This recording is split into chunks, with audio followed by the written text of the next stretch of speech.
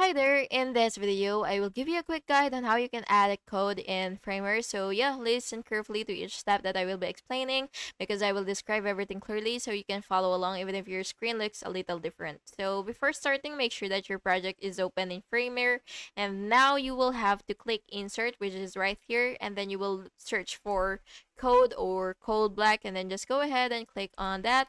And once the code just appeared, then you will just have to select the newly added code component, and what you will have to do is click edit edit code, or if it is not available, then you will just go ahead and um ser- uh look for code black like this. And once you see it, you will just open this editor right here, and then you will go ahead and write or paste your JavaScript or TypeScript logic.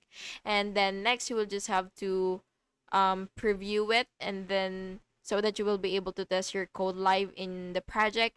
And then yeah, finally you will just have to click publish when you're ready to make it live on your website. And that's it. Thank you so much for watching this video, and I really hope that it was helpful for you. And if it was, please make sure to like and subscribe for more videos like this. Thank you and have a good day.